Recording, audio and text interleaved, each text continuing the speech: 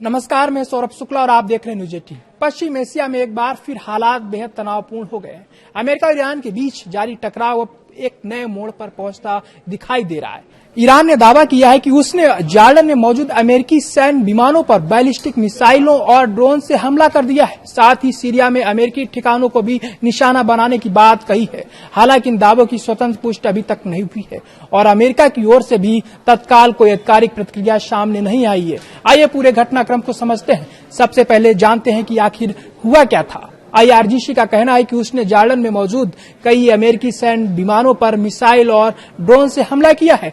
दावा यह भी किया जा रहा है कि फ्यूल टैंकर, एयरक्राफ्ट और फाइटर जेट्स नष्ट कर दिए गए हैं, जबकि कई अन्य को नुकसान पहुंचा है। ईरान का कहना है कि यह कार्रवाई अमेरिका की ओर से तेहरान और दूसरे इलाकों में रात भर किए गए हमलों का जवाब है। ईरानी मीडिया के मुताबिक इस पूरे घटनाक्रम में कम से कम 8 लोगों की मौत हुई है। हालांकि स्पष्ट नहीं है कि ये मौतें किस स्थान पर हुई हैं।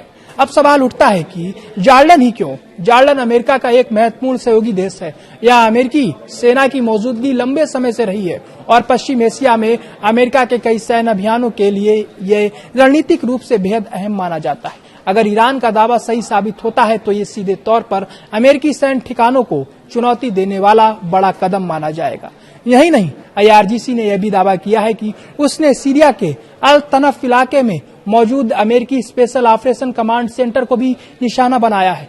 ईरान का कहना है कि यह हमला ईरान शहर में ईरानी सैनिकों की मौत का बदला लेने के लिए किया गया है, लेकिन इस दावे पर अभी तक कोई स्पष्ट जवाब नहीं आया है। अमेरिकी सेना की ओर से कोई आधिकारिक बयान भी नहीं आया है और न ही सीरियाई सरकार ने कोई बयान जारी किया है।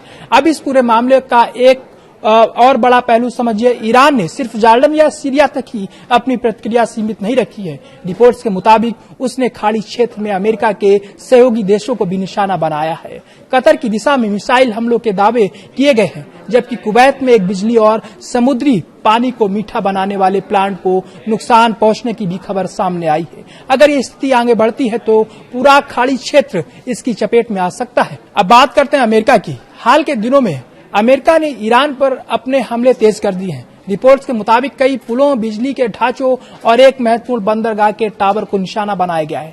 दक्षिणी तटीय इलाकों और कई द्वीपों पर भी हमला करने की खबर है। इन कार्रवाइयों का मकसद ईरान पर रणनीतिक दबाव बढ़ाना बताया जा रहा है, खासकर होर्मुज स्ट्रेट के आसपास उसकी सैन्य क्षमता को कमजोर करना। अब सबसे बड़ा सवाल, क्या ये सिर्फ जवाबी कार्रवाई है या फिर पश्चिम एशिया एक बड़े क्षेत्रीय युद्ध की ओर बढ़ रहा है? अगर दोनों देशों के बीच इसी तरह हमले और जवाबी हमले जारी रहे तो इसका असर सिर्फ ईरान और अमेरिका तक सीमित नहीं रहेगा। Jordan, Syria, Iraq, Qatar, Kuwait और पूरे खाड़ी क्षेत्र की सुरक्षा पर इसका सीधा प्रभाव पड़ सकता है। साथ ही वैश्विक तेल बाजार, समुद्री व्यापार और अंतर्राष्ट्रीय सुरक्षा पर भी इसका असर देखने को मिल सकता है। फिलहाल सबसे महत्वपूर्ण बात यही है कि ईरान की ओर से किए गए कई दावों की स्वतंत्र पुष्टि अभी तक नहीं हो पाई है। अमेरिका की आधिकारिक प्रतिक्रिया का भी अभी इंतजार करना होगा, इसलिए आने वाले कुछ घंटे बेहद अहम होंगे। अगर दोनों पक्षों के बीच तनाव और बढ़ता है तो पश्चिम एशिया में हालात और भी गंभीर हो सकते हैं।